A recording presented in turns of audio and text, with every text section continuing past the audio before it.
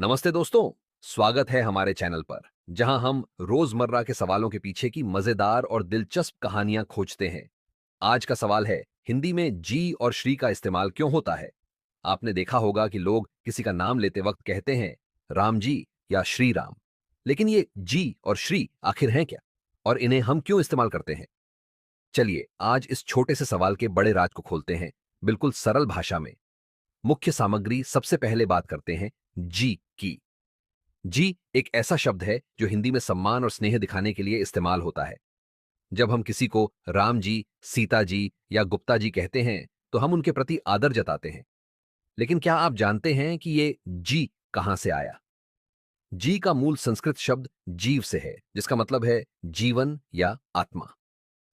पुराने जमाने में किसी को जी कहना उनके जीवन और व्यक्तित्व को सम्मान देने का तरीका था।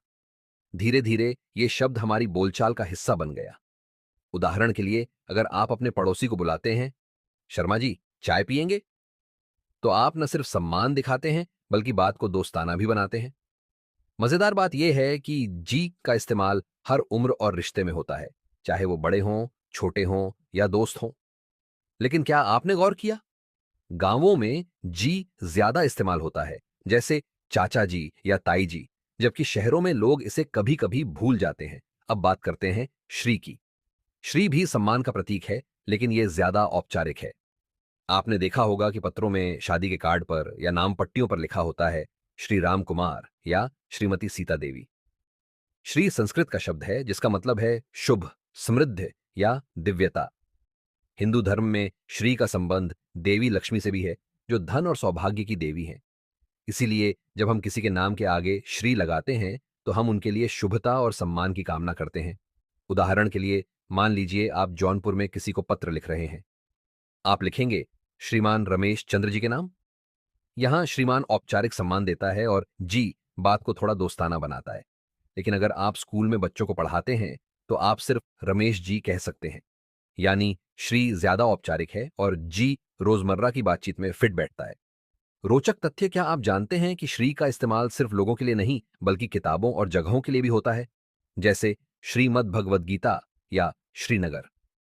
श्रीनगर का मतलब है शुभ शहर। और एक मजेदार बात, जी का इस्तेमाल अब सोशल मीडिया पर भी होने लगा है। लोग मजाक में लिखते हैं गुड मॉर्निंग जी या थैंक यू जी। यह दिखाता है कि हमारी भाषा कितनी जिंदा दिल है। निष्कर्ष और सवाल तो दोस्तों, अब आप समझ गए कि जी और श्री हमारे सम्मान और संस्कृति का हिस्सा है। जी हमारी बात को प्यार और आदर से भर देता है, जबकि श्री शुभता और औपचारिकता लाता है।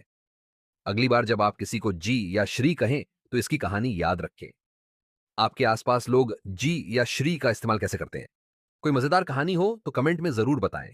और अगर आपको ये ऑडियो पसंद आया तो लाइक, शेयर और सब्सक्राइब करना न भूलें।